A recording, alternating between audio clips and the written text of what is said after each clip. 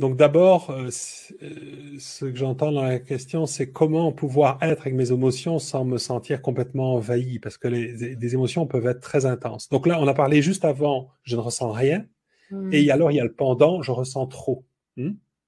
Dans les deux cas, on ne ressent pas l'entièreté de notre corps.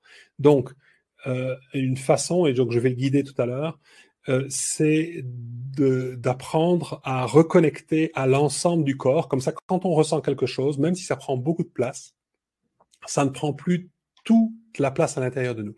Si je ne ressens pas l'entièreté de mon corps et que je n'ai pas conscience de la globalité de tous mes corps, euh, si je ressens je sais pas moi, de l'anxiété ou une angoisse dans le plexus solaire, ça prend tout mon espace intérieur. Je me sens envahi par ça parce que je ne ressens rien d'autre, en fait. Et le fait de faire des stimulations corporelles euh, et de reconnecter à la conscience physique, hein, corporelle de notre corps, nous rend un espace plus large à l'intérieur. Donc pour ceux qui ne ressentent rien, ça va permettre de recommencer à ressentir. Et pour ceux qui ressentent trop, ça va permettre d'avoir un espace plus large que ce qui est ressenti pour pouvoir l'appréhender sans être bousculé, sans être complètement envahi. Et souvent, on peut vivre les deux. C'est-à-dire que souvent, les gens qui sont coupés de leur ressenti sont des gens qui sont très sensibles et qui étaient tellement envahis par leurs émotions qu'ils ont choisi de s'en déconnecter et se sont déconnectés de leur corps. Donc, ça n'empêche pas de se sentir envahi quand même.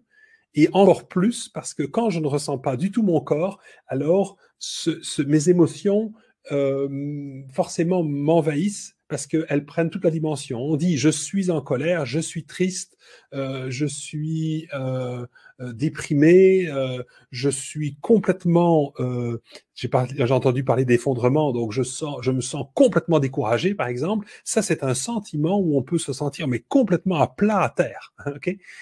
Quand on commence à reconnaître que oui, quelque chose en moi, une part de moi se sent comme ça, mais qu'on a en même temps la conscience de tout le reste de notre corps, on n'est plus réduit à cette émotion et ce n'est plus tout le centre de notre vie. Et c'est ce qui se passe. Donc, dans une éclaircie, qu'est-ce qu'on fait? C'est qu'on va choisir une situation dans notre vie dans laquelle, justement, on ne comprend pas pourquoi on se sent de cette façon, pourquoi ça se produit comme ça dans ma vie, et on va commencer à dézoomer pour que, au-delà de la situation extérieure, on commence à prendre conscience de la résonance de cette situation à l'intérieur de soi, de comment ça vit à l'intérieur, et on va aussi pouvoir être avec ça à partir d'un espace de conscience élargi où on n'est pas plus envahi, mais on a de l'espace pour l'accueillir, pour pouvoir être avec. On n'a plus besoin de se battre contre,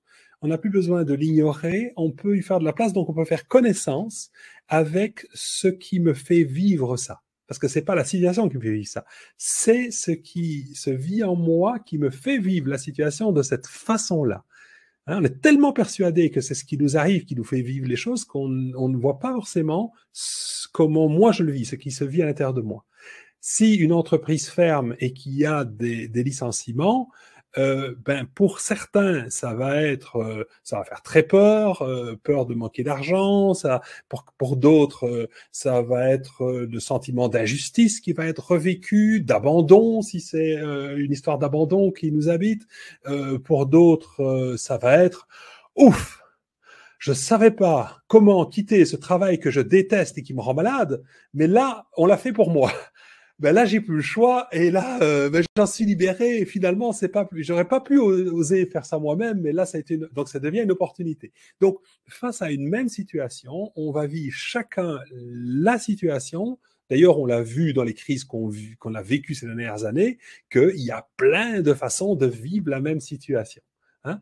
Et donc, du coup, c'est là qu'on retrouve son pouvoir, c'est quand, encore une fois, on est conscient du rôle qu'on joue. Donc, dans l'éclaircie, d'abord, on prend du recul, on élargit son espace intérieur, on commence à prendre conscience de la résonance de la situation à l'intérieur de nous et on va faire connaissance avec ça pour justement ne plus voir la situation à partir de cette blessure ou de ce qui se passe en moi, du rôle que je joue, mais à partir d'un espace de conscience plus large, là où je ne suis pas pris dans ces schémas-là.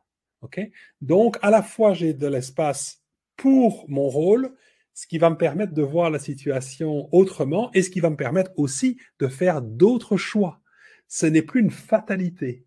Je redécouvre que je peux être pris là-dedans, je l'accepte, mais il y a aussi autre chose. Je ne suis plus réduit à cette seule possibilité à l'intérieur de moi, même si ça fait 20 ans que je la vis.